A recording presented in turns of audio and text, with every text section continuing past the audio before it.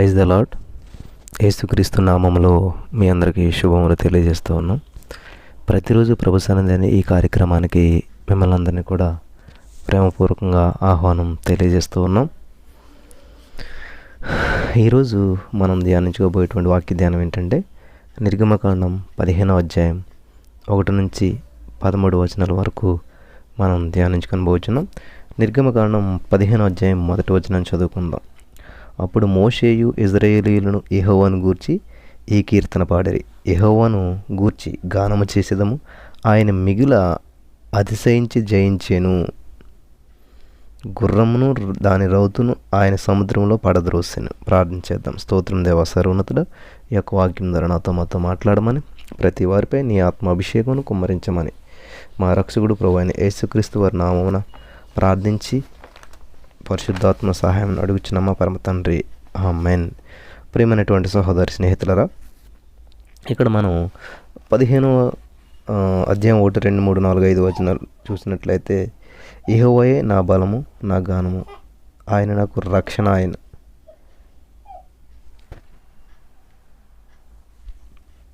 ఆయన నా దేవుడు. చూడండి, యెహోవాయే నా బలము, నా గానము, ఆయన నాకు రక్షణ, ఆయన నా దేవుడు, ఆయనను వర్ణించేదను. ఆయన నా పితరుల దేవుడు, ఆయన మహిమను తించెదను. యెహోవా యుద్ధశూరుడు, యెహోవా అని ఆయనకు పేరు. ఆయన ఫరో రథములను అతని సేనను సముద్రంలో పడద్రోసెను. అతని అధిపతులలో శ్రేష్ఠుడు. ఎర్ర సముద్రంలో శ్రేష్ఠులు మునిగిపోయారు సముద్రంలో. ప్రియులరా, ఈ యొక్క వాక్య భాగం ఎంతో ప్రాముఖ్యమైనటువంటిది. మరి 15వ అధ్యాయంలో మనం చూసినట్లయితే వారందరూ కూడా పాటలు పాడుచున్నారు. కొద్ది గంటల క్రితమే ఈ ఇజ్రాయేల్ ప్రజలందరూ కూడా ఎర్ర సముద్రానికి అవతల వైపున భయపడిన వారై మరి దుఃఖించారు, విలపించారు, చాలా బాధపడ్డారు, ఆందోళన చెందారు. మోషే మీద మరి సనుక్కున్నారు, మోషేని చాలా విధాలుగా మాట్లాడారు కొద్ది గంటల క్రితం.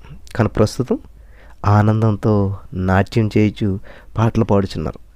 ఎర్ర సముద్రానికి మరి చూసి వాళ్ళెంతో భయపడిన వాళ్ళై వెళ్ళిపోతాము అని చెప్పి అడిగారు.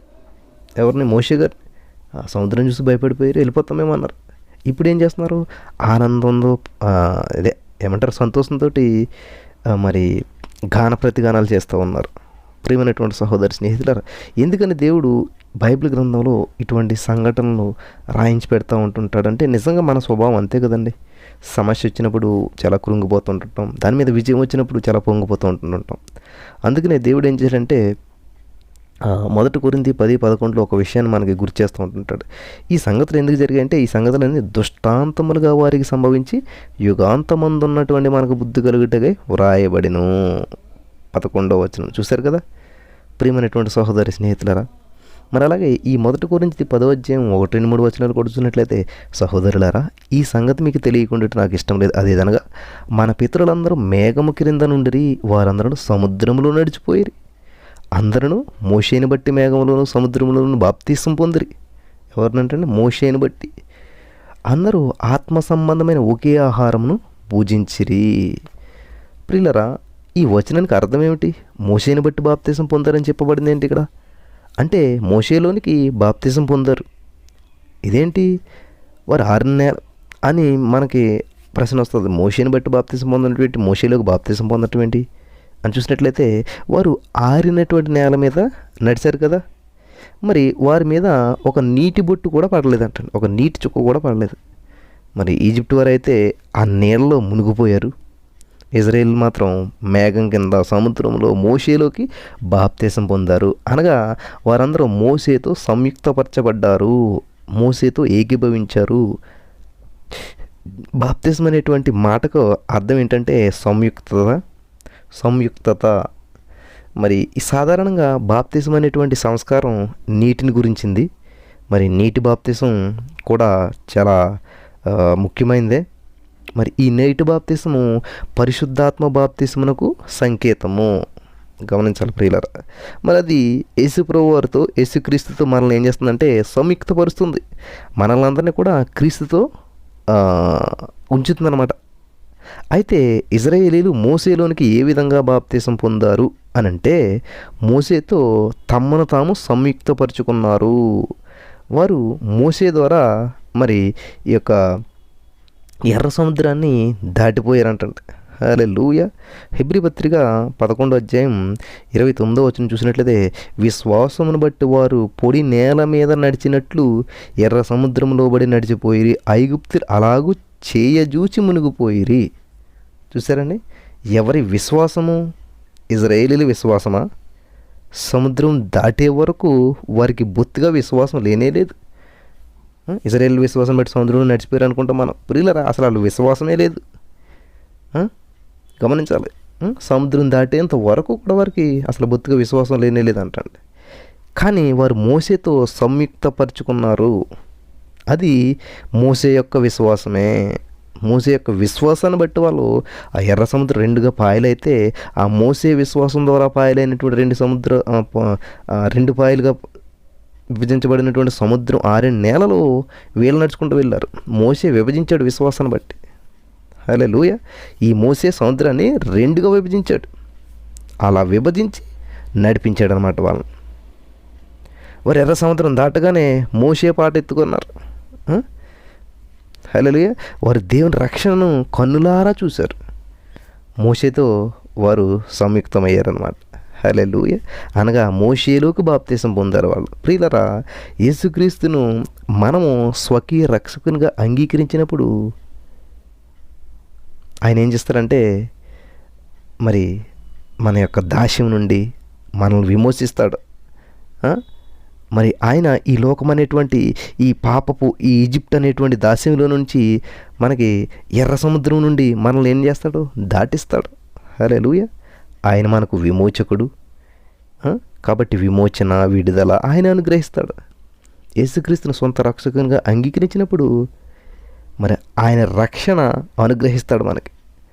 మనం విమోచించబడి విమోచన గీతాలని పాడతామన్నమాట. హల్లెలూయా. ఆయనలోకి సంయుక్తపరచబడి క్రీస్తులోకి బాప్తిస్మము పొందుతామంటే మనంతా కూడా ఆల్రెడీ మనమంతా కూడా క్రీస్తులోనికి బాప్తిసం పొందాం. ఇది గుర్తుపెట్టుకోవాలి మనమంతా కూడా. ఎందులో కంటండి, మనం క్రీస్తులోనికి బాప్తిసం పొందాం. 1 కొరింథీ 12 చూసినట్లయితే, ఎలాగనగా యూదులమైనను గ్రీసు దేశస్థులమైనను దాసులమైనను స్వతంత్రులమైనను మనమందరము ఒక్క శరీరములోనికి ఒక ఆత్మయందే బాప్తిస్మం పొందితిమి, మనమందరం ఒక్క ఆత్మను పానము చేసిన వారమైతిమి. వావ్, దేవునికి స్తోత్రం కలుగును గాక. పరిశుద్ధాత్మ దేవుడు మనల్ని ఏం చేస్తున్నాడంటే యేసుక్రీస్తుతో సంయుక్తపరుస్తాడు. చూసారా, దేవుడు మాట చెప్తే నేను వీళ్ళకు వేరొక ఆదరణకర్తను పంపిస్తాను. ఆయన ఎవరి గురించి చెప్తారంట? యేసుక్రీస్తు ప్రభు వారి గురించి చెప్తారంట పరిశుద్ధాత్మ దేవుడు. కాబట్టి యేసుక్రీస్తు ప్రభు వారు, ఈ యేసు సంయుక్తత గొప్ప మరి మనకి ఆశీర్వాదం. యేసుక్రీస్తు ప్రభు వారితో సంయుక్తపరచబడటం అనేటువంటిది మనకు గొప్ప ఆశీర్వాదం. ఒక ఆమె అన్నదంట, నేను యేసుక్రీస్తు చేతిలో ఉన్నాను, నన్నేమీ అపహరించలేదు, అంటే యేసు ప్రభువారి చేతుల్లో ఉన్నాను నేను, నన్ను ఏది కూడా దొంగిలించలేదు, నన్ను ఏది కూడా తీసుకోలేదు అని చెప్పి ఒక స్త్రీ ఇంకో స్త్రీతో అన్నదంట. హల్లెలూయా.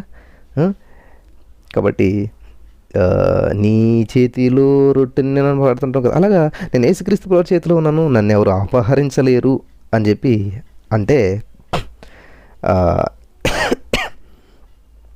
అప్పుడు ఆమెతే అన్నదంట, మరి ఒక సహోదరు అన్నదంట, చూడమ్మా, నువ్వు యేసుక్రీస్తు చేతిలో ఉన్నావు సరే, అయితే ఆయన వేళ్ళ సందుల్లోంచి జారిపోతావేమో, జాగ్రత్త. మరి చేతిలోనే ఉన్నాను అనుకుంటున్నావేమో, ఆ చేతి వేళ్ళ సందుల్లోంచి కింద జారిపడిపోతావు అంటే ఈమందంట, అలా ఎన్నటికీ జరగదమ్మా, అలా ఎలా జరుగుతుంది? నేను అసలు ఏమనుకుంటున్నావు, ఆయన చేతి వేలునే నేను. హల్లెలూయా, దేవునికి స్తోత్రం. ఆయన చేతిలో ఉన్నాను అంటే ఏంటంటే ఆయన చేతికి వేలులా ఉన్నానని అర్థం. అంతేగాని ఆ వేలు ఆ చేతి పైన లేని నేను, ఆ చేతికి అతకబడి సంయుక్తపరచబడి ఆ చేతిలో ఒక భాగంగా ఒక వేలుగా ఉన్నాను. హల్లెలూయా. కాబట్టి నన్ను ఎన్నటికీ కూడా నేను జారిపోయేటువంటి అవకాశం ఉండదు. ఆ మందంటే చేతి సందులో జారిపోతావేమో జాగ్రత్త అంటే, లేదమ్మా అలా ఎన్నటికీ జరగదు. నేను ఆయన చేతి వేలునే, ఎలా జారిపోతాను చెప్పు? చేతిలోంచి వేలు ఎక్కడం జారిపోతుందా? లేదు కదా. ప్రియులరా, ఇది నిజం. మనం యేసుతో సంయుక్తపరచబడ్డామంటే అదనమాట. జాయిన్ చేయబడ్డాం, ఆయన శరీరంలో భాగమైపోయాం. మన యేసు శరీరంలో అవయవాలు. హల్లెలూయా. పరిశుద్ధాత్మ దేవుడు మనల్ని క్రీస్తుతో సంయుక్తపరుస్తున్నాడు. క్రీస్తునందు మనకు లభించినటువంటి విమోచన ఎంతో గంభీరమైనటువంటిది. అలనాడు ఇజ్రాయేలు ప్రజలకు మరి సంభవించినటువంటి విమోచన ఏదైతే ఉన్నదో మన అనుభవానికి సంకేతం అనమాట అది. కాబట్టి యేసుక్రీస్తును రక్షకునిగా అంగీకరించినప్పుడు పరిశుద్ధాత్మ దేవుడు మనకు కలిగించేటువంటి విమోచన అనుభవానికి అది గొప్ప సూచన అనమాట. మోషేతో కలిసి ఇజ్రాయేలీలందరూ పాడినటువంటి పాట, ఆ విమోచన గీతం వారు ఎర్ర సముద్రం దాటక ముందు విలాప గీతం పాడారు. ఏంటండి చూడండి, టైమింగ్స్ని బట్టి మారిపోతూ ఉంది. అక్కడేంటో ఏడుస్తా పాటలు పాడుతున్నారు, ఎందుకు మాకు సమాధులు లేవా అది లేవా అని ఒక పాట మొదలుపెట్టారు అక్కడ. కానీ చూసారా, అంటే సమస్య వచ్చినప్పుడు ఒక పాట, సమస్య మీద విజయం వచ్చినప్పుడు ఒక పాట. ఇజ్రాయేల్ ప్రజలు చూడండి, సముద్రానికి అవతల దాటకముందేమో విలాప గీతం, సముద్రం దాటిన తర్వాత ఏమో విమోచన గీతం. హల్లెలూయా. ఈ విధంగా వారి పాటలు అప్పుడప్పుడు మారుతూ ఉంటాయన్నమాట. సమయాన్ని బట్టి ఒక పాట పాడుతుంటుంటారు, సమయాన్ని బట్టి ఒక మాట మాడుతుంటుంటారు. అయితే వీరు ఇప్పుడు పాడినటువంటి పాట మోషే గారు రాసినటువంటి పాట అనమాట, ఆయన రచన. ఈ పాట విజయగీతిగా. హల్లెలూయా. ఇది ఇజ్రాయేల్ జాతిని దేవునితో మరి ఈ ఇజ్రాయేల్ జాతిని అందరినీ కూడా దేవుని సహాయంతో మోసే నాయకత్వంలో సాధించినటువంటి ఘన విజయం ఇజ్రాయేల్ జాతి. హల్లెలూయా. ప్రియమైనటువంటి సహోదరి స్నేహితులారా, మరి న్యాయాధిపతి గ్రంథంలో కూడా మరో పాట ఉంది. ఆ పాటను దెబోరా, బారాకు కలిసి పాడారు. మరి బైబిల్ యందు మరెన్నో పాటలు ఉన్నాయి. కీర్తన గ్రంథంలో కూడా దావీదు మరి స్వయంగా రాసినటువంటి మరి చాలా తీయని భావాలతో మరి రాగాలతో కూడినటువంటి కమ్మని పాటలు ఎన్నో ఉన్నాయి. మరి ప్రవక్తల్లో కూడా చాలామంది గాయకులు ఉన్నారు. ఇర్మియా యొక్క పాట విలాప గీతం. ఇంకా ప్రవక్తలందరూ మరి ఈ ప్రవచనాలను గానం చేశారు. ఇక క్రొత్త నిబంధనలో మరి పాటలతో మరి ఆరంభమైంది. కొత్త నిబంధనతో కూడా పాటలతోటి ప్రారంభమైంది. లూకాసు వార్తలో చూసినట్లయితే మరి యోహాను గారు పుట్టినప్పుడు ఎలిజబెత్ గారు పాట పాడుతుంది. అక్కడ ఎలిజబెత్ గారు పాట ఉంటుంది అనమాట.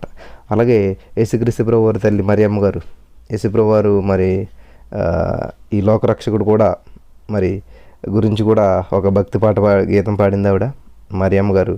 మరి ఈ లోకరక్షకుని కనబోచున్నానే అనేటువంటి ఈ పారవశ్యంలో భక్తి గీతం పాడింది ఆవిడ. యేసుక్రీస్తు యొక్క జన్మకు సంబంధించినటువంటి పాటలు మరికొన్ని ఉన్నవి. ప్రకటన గ్రంథంలో కూడా దేవుని సింహాసనం చుట్టూ పరిశుద్ధులు మరి భక్తులు పాటలు పాడారు.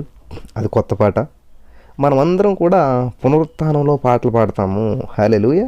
అవి మహిమ స్వరాలు, మహిమ శరీరంతో మనం ఉంటాం కాబట్టి మహిమ స్వరాలు ఉంటాయన్నమాట. స్తుతి కీర్తనలు ఈ రోజుల్లో ప్రియులరా, అవి మహిమ స్వరాలు, స్తుతి కీర్తనలు అటువంటి పాడుతూ ఉంటుంటాం మనం పునరుత్థానంలో. ఈ రోజుల్లో చూసినట్లయితే ప్రతి ఒక్కరేంటి శాంతి శాంతి శాంతి అంటూ ఉన్నారు. శాంతిని కోరుకునే ప్రతి ఒక్కరు కూడా ఈ మోసే గారు పాడినటువంటి పాటను నేర్చుకోవాలన్నమాట, పాడాలి కూడా. అది మరి మోషే పాడినటువంటి ఈ పాట యెహోవా యుద్ధశూరుడు అని తెలియజేస్తూ ఉంది. ప్రకటన గ్రంథం 19వ అధ్యాయంలో చూసినట్లయితే యేసు ప్రభు అవినీతిని అంతమొందించడానికి ఈ భూమిపై తిరిగి రాబోచున్నాడు. ఆయన వచ్చినప్పుడే ఈ భూమిపైన మరి భూమిపైకి శాంతి అనేటువంటిది నెలకొంటుందన్నమాట. ఎప్పుడైతే ఆయన వస్తాడో అప్పుడే ఈ భూమి మీద ఏంటి శాంతి నెలకొంటుందంట. అంతవరకు ఈ భూగోళం మీద శాంతి అనేటువంటిది ఉండదన్నమాట. దేవునికి స్తోత్రం కలుగును గాక. నిజమైనటువంటి శాంతి సమాధానం రావాలంటే ఖచ్చితంగా మన దేవుడు రావాల్సిందనమాట. హల్లెలూయా. మనకి బైబిల్ గ్రంథంలో చూసినట్లయితే మత్తయి సువార్త 10వ అధ్యాయం 34వ వచనంలో చూసినట్లయితే అక్కడ దేవుని వాక్యం సెలవిస్తూ ఉన్నదంటే, నేను భూమి మీదకి సమాధానమును పంపవచ్చితనని తలంచకుడి, ఖడ్గమునే కానీ సమాధానం పంపుటకు నేను రాలేదు. ఇదేంటండి, దేవుడు శాంతి సమాధానాల కర్త, మరి శాంతిని ఇవ్వాలి కానీ ఇక్కడ ఇట్లా మాట్లాడుతున్నారేంటి? మత్తయి సువార్త 10:34లో చదివితే మనకి, నేను భూమి మీదకి సమాధానం పంపవచ్చితనని మీరు తలంచొద్దు, ఖడ్గమునే కానీ సమాధానం పంపుటకు నేను రాలేదు. ఈ మాటలు యేసుక్రీస్తు వారి యొక్క మొదటి రాకడకు సంబంధించినటువంటి మాటలు అన్నమాట. ఆయన రెండవ రాకడలో శాంతి సంస్థాపన అనేటువంటిది జరుగుతుంది. మరి అవినీతి తొలగిపోతుంది. హల్లెలూయా. అవినీతి అనేటువంటి తొలగిపోతుంది. మరి ఈ అధ్యాయంలో ఉన్నటువంటి ఈ యొక్క విమోచన గీతం ఇజ్రాయేలీలు మోషే కలిసి పాడినటువంటి బృందగానం. హల్లెలూయా.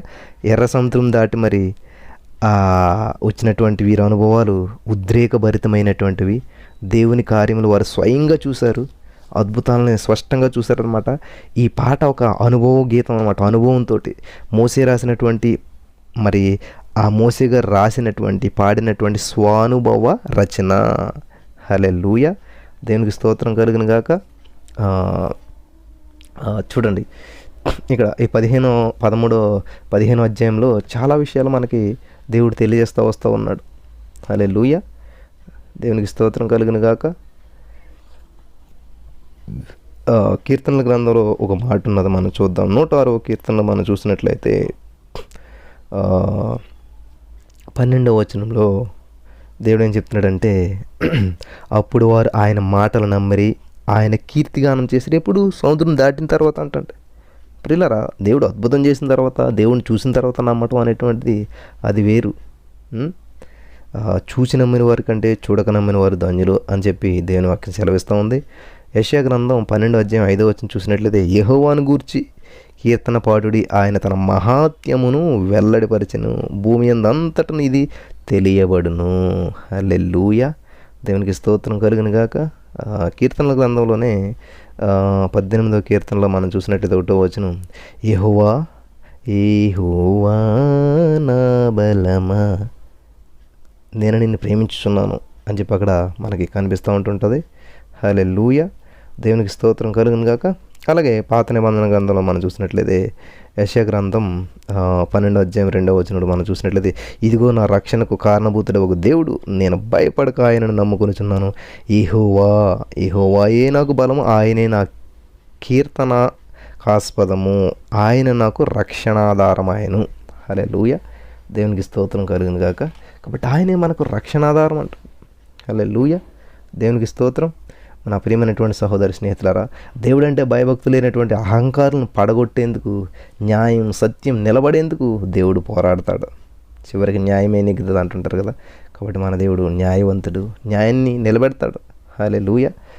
ఇక్కడ మనం చూసినట్లయితే 4-5 వచనాల్లో దేవుని వాక్యం ఏం సెలవిస్తుందంటే, ఆయన ఫరో రథములను అతని సేనను సముద్రంలో పడద్రోసెను, అతని అధిపతుల్లో శ్రేష్ఠులు ఎర్ర సముద్రంలో మునిగిపోయిరి, అగాధ జనములు వారిని కప్పెను, వారి రాతి వలె అడుగంటిపోయిరి. యెహోవా నీ దక్షిణ హస్తం బలముంది, అతిశయించును.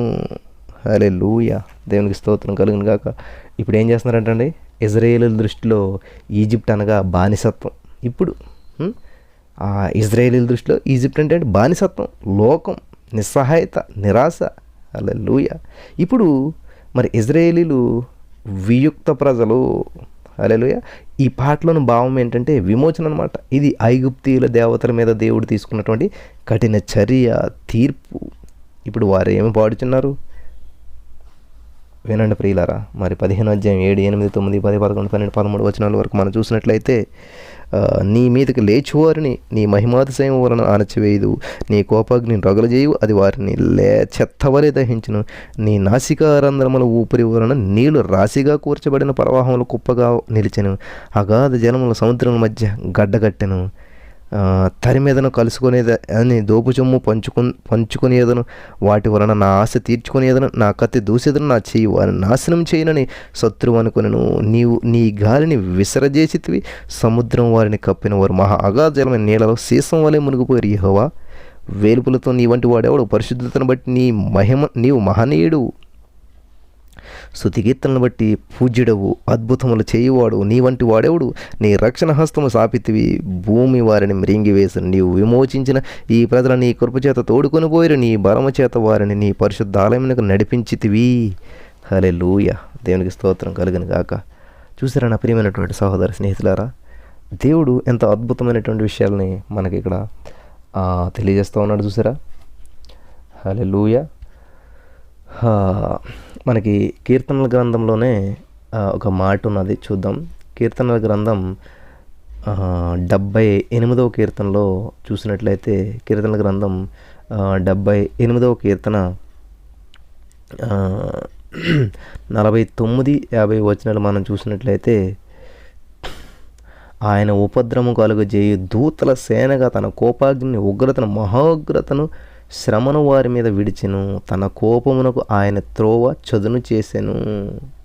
మరణము నుండి వారి ప్రాణమును తప్పింపక వారి జీవమును తెగులునకు అప్పగించెను.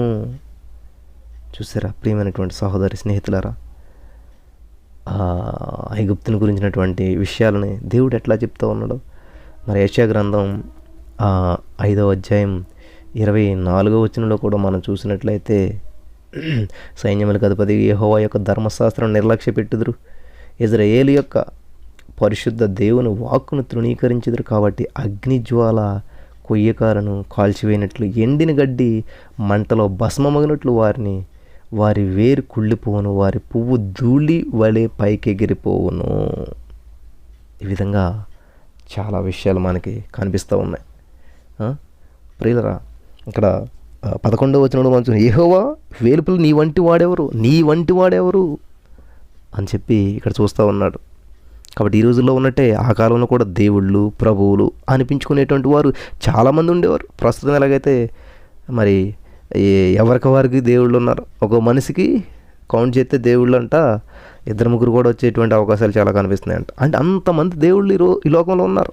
ఇప్పుడే కదండి, అప్పుడు కూడా ఈ రోజుల్లో ఉన్నట్టే ఆ కాలంలో కూడా దేవుళ్ళు, ప్రభువులు అనిపించుకునేటువంటి వారు చాలామంది ఉండేవారు. వారందరికంటే తాను ఎంత ఉన్నతుణ్ణి, తాను ఎంత గొప్పవాడిని అనేటువంటిది యెహోవా నిరూపించుకున్నాడు. ఈ రోజుల్లో మరి అప్పటి ఈజిప్ట్ దేవుళ్ళను ఎవరు పూజించరు ఇప్పుడు, ఎందుకంటే దేవుడు ఎంత గొప్పవాడు తెలుసుకున్నారు కాబట్టి. లేకపోతే దేవుడు ఎంత గొప్పవాడు తెలియకపోతే వాళ్ళే దేవుళ్ళు అనుకుంటూ ఉండేవారు అనమాట. ఈ రోజున ఎవరు పూజించరు. మరి ఈ పురాతనమైనటువంటి బబులోను, గ్రీసు, రోము దేవుళ్ళు చెత్తబుట్ట పాలైపోయారు. చెత్తబుట్టలో పడేశారు అనమాట, డస్ట్బిన్లో పడేశారు. అంతవరకు దేవుళ్ళు అనుకున్నటువంటి వారు పూజించినటువంటివన్నీ కూడా చూడండి, మనం కొన్ని విగ్రహాలను పూజిస్తాం, పట్టుకెళ్ళి పాడేస్తుంటాం. అట్లాగా ఏమైపోయింది, చెత్తబుట్టలు పాలైపోయారు అనమాట. అయితే బైబిల్ వెల్లడైనటువంటి దేవుడు, బైబిల్లో ఉన్నటువంటి దేవుడు జీవము కలిగినటువంటి దేవుడు కాబట్టి సృష్టికర్త యెహోవా సజీవుడిగా తన యొక్క ఆశ్చర్యమైనటువంటి కార్యాలను జరిగిస్తూనే ఉన్నాడు. హల్లెలూయా. ఇప్పటికీ కూడా ఆరాధించబడుతూనే ఉన్నాడు దేవుడు. బైబిల్ గ్రంథంలో మనం చూసినట్లయితే ద్వితీయోపదేశకాండం 3వ అధ్యాయం 24వ వచనంలో మనం చూసినట్లయితే, ఆకాశం అందే కానీ భూమి అందే కానీ నీవు క్రియలను చేయగల దేవుడెవడు, నీవు చూపు పరాక్రమం చూపగల దేవుడెవడు అని చెప్పి మనకు అక్కడ దేవుని గురించినటువంటి అద్భుతమైనటువంటి వచనాలు మనకి కనిపిస్తూ ఉన్నాయి. అదేవిధంగా సమూయేలు 2వ గ్రంథం 7వ అధ్యాయం 22వ వచనం చూసినట్లయితే, కాబట్టి దేవా యెహోవా నీవు అత్యంతమైనటువంటి ఘనత గలవాడవు, నీ వంటి దేవుడు ఒకడునూ లేడు, మేము వినిన దానిని అంతటిని బట్టి చూడగా నీవు తప్ప దేవుడెవరనూ లేరు అని చెప్పి దేవుని వాక్యం సెలవిస్తుంది. హల్లెలూయా. ఈ విధంగా దేవునికి ఉన్నటువంటి గుణలక్షణాలు మనం చూసినట్లయితే చాలా అద్భుతమైనటువంటి వాడు మన దేవుడు. ఈజిప్ట్లో ఆయన చేసినటువంటి పనుల ద్వారా ఇజ్రాయేల్ వారు, మనము నేర్చుకోదగినటువంటి పాఠాల్లో ఇవి కొన్ని మాత్రమే, జస్ట్ శాంపిల్స్ మాత్రమే, అసలైనటువంటిది వేరే వెనకాల ఉన్నదన్నమాట. కాబట్టి దేవుడు భక్తిహీనులను ఒకవైపు శిక్షిస్తూనే మరోవైపు తనపై నమ్మకం కలిగి ఎవరైతే దేవుని సేవిస్తూ ఉంటుంటారో వాళ్ళ సేవించే వారి పట్ల తన ప్రేమను కనబరుస్తున్నాడు. హల్లెలూయా. దేవునికి స్తోత్రం కలుగును గాక. మరి దేవుని ప్రేమ ఎంత అద్భుతమైనటువంటిది. హల్లెలూయా. దేవుడు చాలా ప్రేమమయుడు, మనల్ని ప్రేమిస్తూ వస్తూ ఉన్నాడు అనమాట. కాబట్టి దాన్ని బట్టి ఇజ్రాయేల్ పాడుతున్నటువంటి పాటలు చూడండి ప్రియమైనటువంటి సహోదరి స్నేహితులారా, గమనించారా? ఇజ్రాయేలీలు విముక్త ప్రజలు, అంటే విడుదల పొందినటువంటి ప్రజలు. విముక్త ప్రజలే అర్థవంతంగా ఆరాధన చేయగలరు. నిజంగా నీవు నేను విముక్తి పొందామంటే, విడిపించబడ్డామంటే ఖచ్చితంగా ఆయన్ని ఆరాధన చేయగలుగుతాం. యేసుక్రీస్తు ప్రభువు యొక్క శిలువ బలియాగమును మనకు ఆయన స్తుతించడానికి, ఆరాధించడానికి మనల్ని ప్రేరేపిస్తుంది. నిజంగా ఆయన చేసినటువంటి బలియాగాన్ని గుర్తించినట్లయితే దేవుడు మనల్ని రక్షించడానికి ఎలాంటి మరి యోగ్యతల్ని కోరడం లేదండి. నిన్ను కాపాడాలంటే నువ్వు ఇటువంటి యోగ్యత ఉండాలని కోరడం లేదంటుంది. హల్లెలూయా. దేవునికి స్తోత్రం కలిగిన గాక. మరి లోకం దేవునికి ఇచ్చేది ఏమీ లేదు. ఆయనే లోకానికి ఇవ్వవలసిందంతా ఇచ్చేసాడు, తన ప్రాణాన్ని ఇచ్చేసాడు అనమాట. నశించినటువంటి ఈ లోకంతో దేవుడు అంటున్నాడు, నా కుమారుడు నీ కోసం చనిపోయాడు కదా, మరి ఆయనతో నీవేం చేస్తున్నావు అని అడుగుతూ ఉన్నాడు. హల్లెలూయా. 15వ అధ్యాయం 13వ వచనంలో చూసినట్లయితే, నీ విమోచించిన ఈ ప్రజలను కృపచేత తోడుకొని పోతివి, నీ బలము చేత వారిని నీ పరిశుద్ధాలయమునకు నడిపించితివి. 15వ అధ్యాయం 13 ఇదే సత్యాన్ని మనకి వ్యక్తం చేస్తున్నటువంటి మాట అన్నమాట. హల్లెలూయా. కాబట్టి వీరి పాటలో గొప్ప నిరీక్షణ మరి ధ్వనిస్తూ ఉన్నది. వీరు అప్పుడే వాగ్దత్త భూమిని చేరినట్లే పాట పాడుచున్నారు. దేవుడు వారిని నడిపిస్తాడు, తప్పకుండా కనానుకు చేరుస్తాడనమాట. ప్రియమైనటువంటి సహోదరి స్నేహితులరా, కాబట్టి ఈ రోజున ఇజ్రాయేల్ ప్రజల వారే సముద్రం అవతల ఒక పాట, సముద్రం యువతల ఒక పాట, శ్రమలకు ముందు ఒక పాట, శ్రమల మీద విజయం తర్వాత ఒక పాట ఉండకూడదు. కీడొచ్చిన మేలొచ్చిన శ్రమ అయిన ఉగ్రతని ఏ పరిస్థితి అయినా కూడా దేవుని వైపే మనం చూద్దాం, ముందుకు వెళ్ళిపోదాం. కాబట్టి దేవునితో సంయుక్తపరచబడటం అంటే ఏంటంటే దేవుని చేతిలో మనం ఉండటం కాదండి, దేవుని చేతి వేలిలా ఉండటం అన్నమాట. హల్లెలూయా. కాబట్టి దేవుని చేతిలో ఉన్నామా మనం, దేవుని చేతి వేలిలా ఉన్నామా? ఒకసారి మనం పరిశీలన చేసుకుందాం. ఈ యొక్క వాక్యం ద్వారా దేవుడు మనం బలపరచును గాక. ఆమేన్. స్తోత్రం దేవా, చాలా అద్భుతమైన అమూల్యమైన విషయాలు మాతో మాట్లాడ మమ్మల్ని బలపరచు. ఈ వాక్యం ఎవరందరినీ జ్ఞాపం చేసుకుని నీ ఆత్మాభిషేకం కుమ్మరించమని యేసు నామములో ప్రార్థించి నమ్మి పొందుకుని ఉన్నామా పరమ తండ్రి. ఆమేన్.